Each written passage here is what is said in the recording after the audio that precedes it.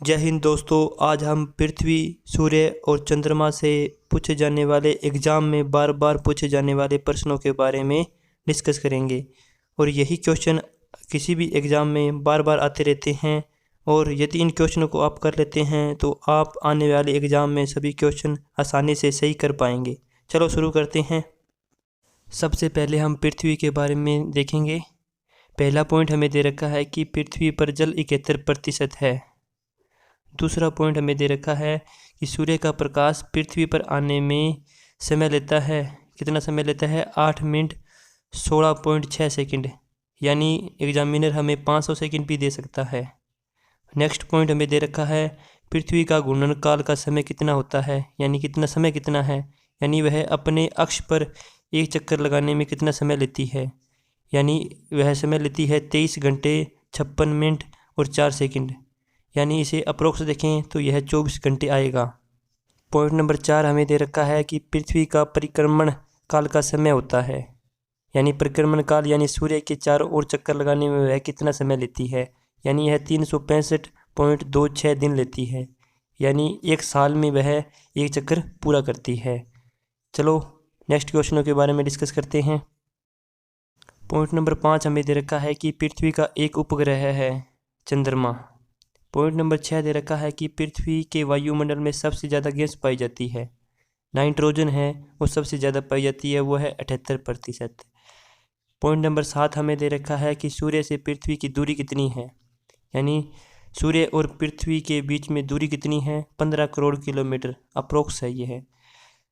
Point number 8 हमें दे रखा है कि पृथ्वी और चंद्रमा के बीच की दूरी कितनी है, यानी चंद्रमा जो इसका उपग्रह है उसके बीच और पृथ्वी के बीच में दूरी कितनी है, यानी 3,84,400 किलोमीटर है। चलो नेक्स्ट क्वेश्चनों के बारे में डिस्कस करते हैं। अब हम डिस्कस करेंगे चंद्रमा के बारे में। चंद्रमा पृथ्वी का एक उपग्रह है। पॉइंट नंबर 2 हमें दे रखा है कि चंद्रमा पर वायुमंडल नहीं है। पॉइंट नंबर 3 हमें दे रखा है कि इसका अपना प्रकाश नहीं होता, यानी यह सूर्य के प्रकाश से चमकता हुआ दिखाई देता है। नंबर 4 हमारे पास है कि चंद्रमा पृथ्वी का एक चक्कर लगाने में समय लेता है, यानी यह परिक्रमा करने में 27 दिन 7 घंटे और 43 मिनट में वह अपना एक चक्कर पूरा करता है, जो कि यह पृथ्वी के चारों ओर परिक्रमा करता रहता है। पॉइंट नंबर 5 हमें दे रखा है कि पृथ्वी से चंद्रमा पर प्रकाश जाने में 1.3 सेकंड का समय लगता है, यानी कि सूर्य का प्रकाश जब पृथ्वी से चंद्रमा तक जाता है तो उसमें 1.3 सेकंड समय लगता है, और पृथ्वी और चंद्रमा के बीच में 3,84,400 किलोमीटर की दूरी है। पॉइंट नंबर 6 हमें दे रखा है कि चंद्रमा का जी का मान पृथ्वी के जी के मान के 1/6 गुना होता है, यानी पृथ्वी का गुरुत्वीय मान और चंद्रमा का जी का मान के 1/6 गुना होता है। चलो नेक्स्ट क्वेश्चनों के बारे में डिस्कस करते हैं। नेक्स्ट हम सूर्य के बारे में डिस्कस करने वाले हैं।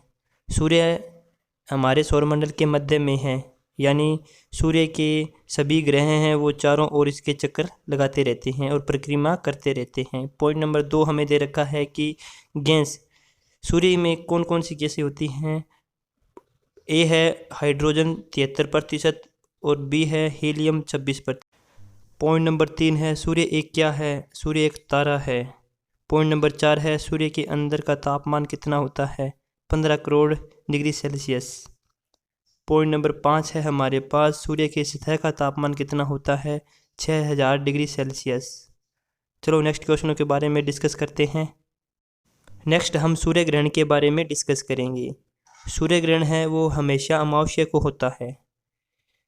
पॉइंट नंबर 2 है हमारे पास चंद्रमा का पृथ्वी और सूर्य के बीच में आना ही सूर्य ग्रहण कहलाता है, यानी पृथ्वी और सूर्य के बीच में जब चंद्रमा आ जाता है तो उसे सूर्य ग्रहण कहते हैं, जिसके अंदर सूर्य हमें दिखाई नहीं देता। चलो नेक्स्ट क्वेश्चनों के बारे में डिस्कस करते हैं। नेक्स्ट हम चंद्र ग्रहण के बारे में डिस्कस करेंगे। यह हमेशा पूर्णिमा को होता है।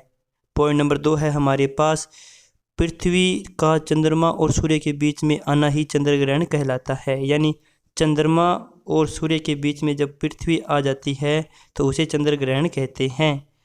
धन्यवाद दोस्तों, हमें आशा है कि आपको इस क्लास से बहुत कुछ सीखने को मिला होगा। ऐसी ही क्लास देखने के लिए हमारे चैनल को सब्सक्राइब करें। जय हिंद, जय भारत।